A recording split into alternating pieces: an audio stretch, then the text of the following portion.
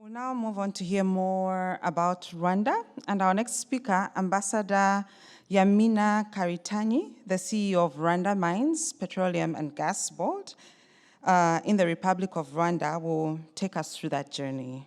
Ambassador Yamina Karitanyi was appointed CEO of Rwanda Mines, Petroleum and Gas Board on the 31st of August in 2021. Prior to her appointment, she was the High Commissioner for the Republic of Rwanda to the United Kingdom and a non-resident ambassador to Ireland, and since September 2015. Prior to her posting in London, from April 2014, Ambassador Yamina served as the head of tourism and conservation at Rwanda Development Board. During her tenure at RDB, tourism saw innovative new enhanced products such as the reintegration of lions in the Akagera National Park. Ambassador Yamina was appointed High Commissioner for the Republic of Rwanda to the Republic of Kenya. She was stationed in Nairobi in May 2012, having previously served as the Minister Counselor at the mission since August 2010. During her tour of duty as High Commissioner to Kenya, trade and diplomatic relations between Rwanda and Kenya were enhanced significantly. Ladies and gentlemen, please help me welcome the Ambassador Yamina.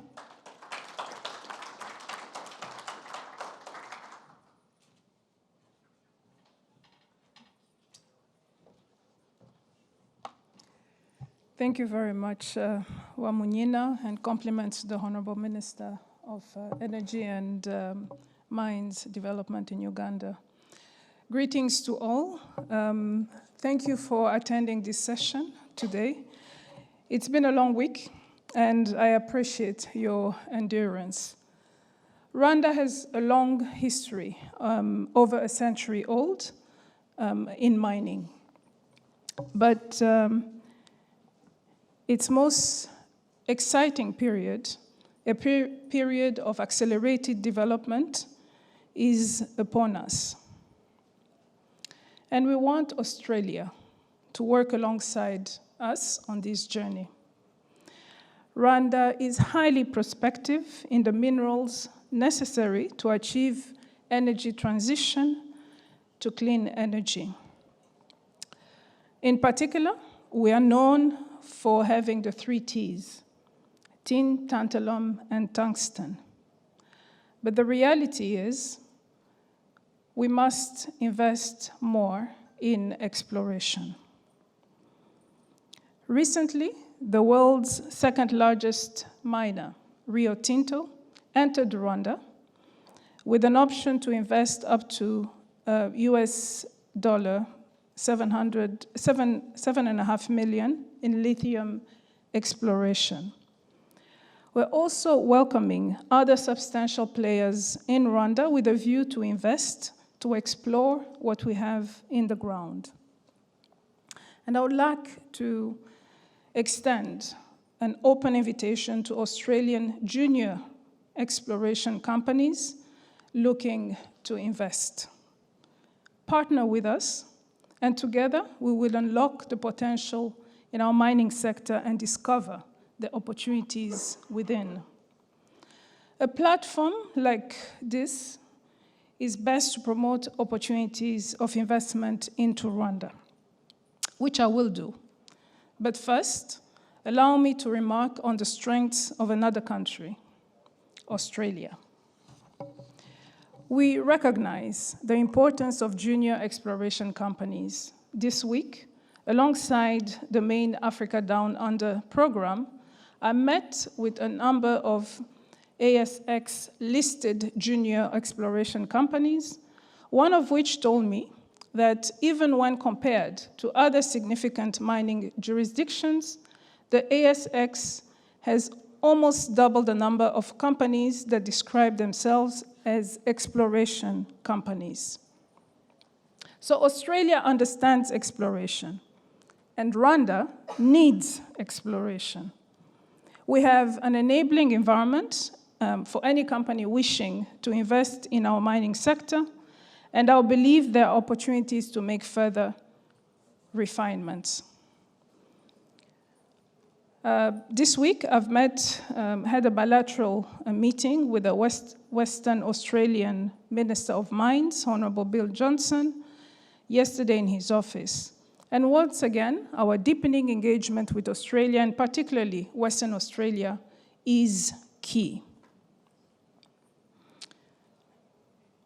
So now I can try and work this out.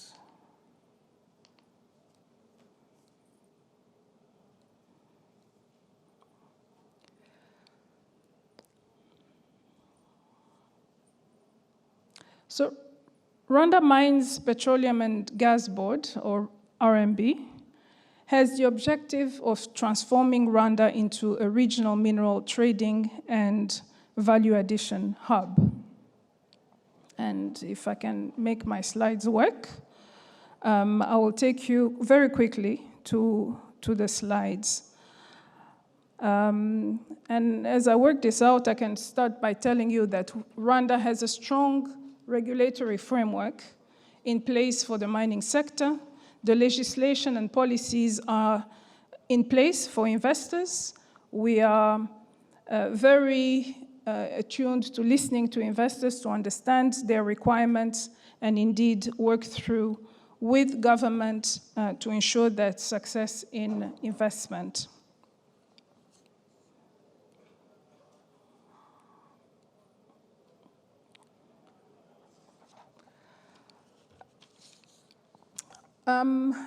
If I move quickly on the geology map of Rwanda, you can see that there are minerals that we know exist. I mentioned tin, tantalum, tungsten, but we have gold, we have gemstones, and of course we'll talk about lithium, which I know is a hot topic as we speak. But we also are looking at areas that already have been demarcated following our geological survey. We have a clear map of the country. We've done some exploration work. All the geological information that is in our possession is available for companies to access. And now we have focused on potential targeted areas, which also is some on advanced levels, some intermediary, and others on the early stage. But all this to say that these are indeed opportunities for exploration companies to look at Rwanda as your next investment. We have an attractive fiscal regime, 30% corporate income tax, royalties based on minerals are set at 4%, and we're looking at indeed improving the initial set of incentives that we have to address the requirement that the sector needs to grow. Along with looking at mining, we also invested heavily in the infrastructure network to ensure that it responds to the mining sector. So looking at rail, road, airline, and indeed power and water, which should remain available.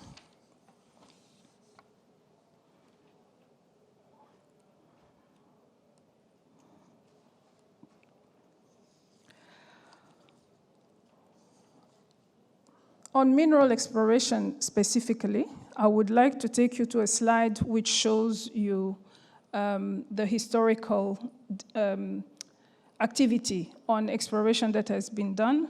We've had, I mentioned 100 years of mining, but we have about 50 years of collection of data, which leads us to the exploration data that we are making available today to indeed pitch to exploration companies to come and invest in our country.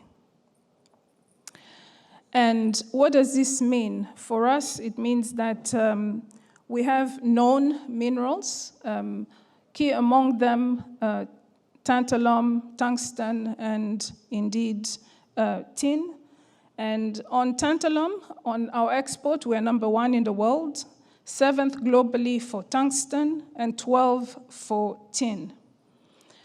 It is important to mention that our mining operations remain small scale, which also here present an opportunity for companies to get into strategic partnership as we look at promoting the sector further.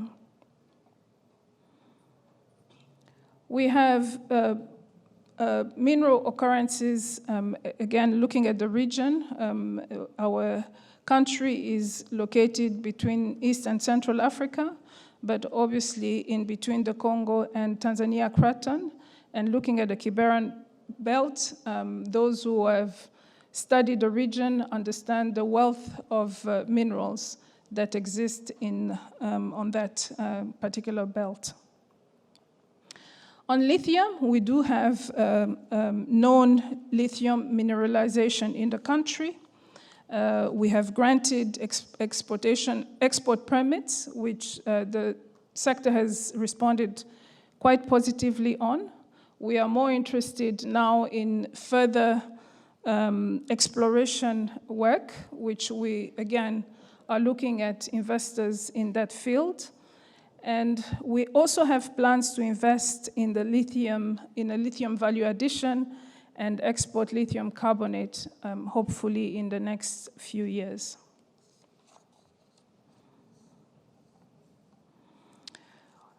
On investment opportunities, I know that I overstated the need for exploration, which, as you know, is a backbone for the mining industry to thrive. So we're here speaking on that specifically, but there are other opportunities. Of course, we have exploitation already, and those with mining licenses are looking for strategic partners, and that lies another opportunity as we speak. So opportunities in joint ventures are very much welcome. We also, as I know is the case for many of other African delegations that are attending the conference, Rwanda is interested in furthering its position into the value addition field. We have a tin smelter. We just completed a niobium tantalum refinery. We have a gold refinery. And as I mentioned, we're looking at opportunities to set up a lithium refinery as well. So we are an emerging destination. We are here to connect with you, and we thank you very much for your kind attention.